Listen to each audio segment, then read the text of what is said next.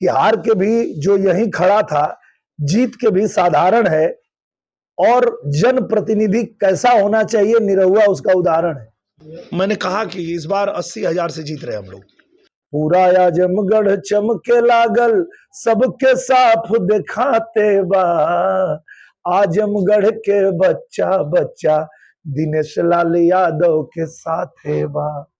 पूरे उत्तर प्रदेश में चल रहा है। और वो मोदी ही आएंगे 400 सीट जीत कर, 24 में फिर मोदी ही आएंगे, ये गाना हमारा खूब चल रहा है। उसके अलावा आजमगढ़ में आज बच्चा बच्चा एक गाना गा रहा है कि 15 महीना में 15 साल से ज्यादा काम करवले बा, केहू जवन ना करे पवलस के निरहुआ देखो। बहुत शानदार जीत इस बार होने जा रही है। पिछले बार हम लोग आजमगढ़ 8,000 से जीते थे, और इस बार कम से कम 80,000 से जीतेंगे, क्योंकि जितना क्षेत्र में हम लोग गए हैं, जनता के बीच गए हैं, सबका यही कहना है कि कमल ही खिलेगा। और कमल खिलाने के लिए आप देखिए, आज जो जनसैलाब उमड़ा था वो भी बता रहा था कि कितना हमारे कार्यकर्ताओं में जोश है, कितना हमारे वोटर्स में जोश है।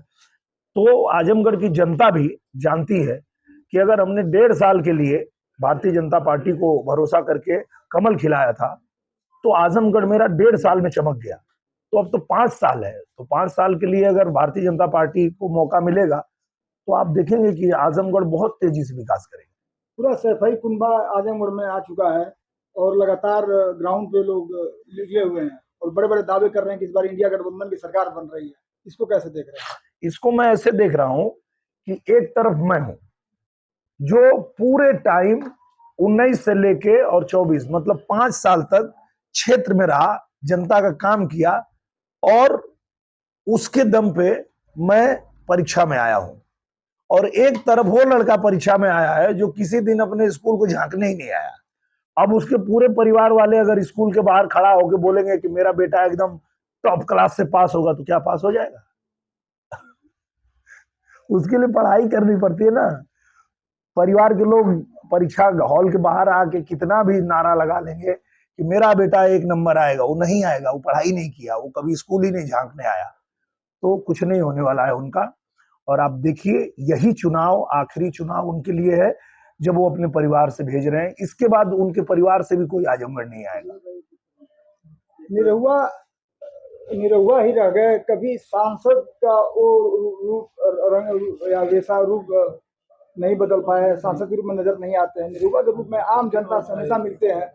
कभी आपको नहीं लगता कि अब निरहुआ बहुत हो गया, अब मैं एक सांसद हो गया हूँ, थोड़ा अपना स्टेटस थोड़ा बदला जाए? नहीं, मुझे लगता है कि यही तो मेरा सबसे प्लस है कि मेरे जनता भी कहती है, और हमारे जो गार्जियन है वो भी कहते हैं, हमारे पूज्य योगी आदित्यनाथ महाराज जी भी कहते हैं, हमारे पूज्य प्रधानमंत्री जी भी कहते हैं, हमारे माननीय मंत्री जी भी कहते हैं कि हार के भी जो यहीं खड़ा था, जीत के भी साधारण है, और जनप्रतिनिधि कैसा होना चाहिए निरहुआ उसका उदाहरण है।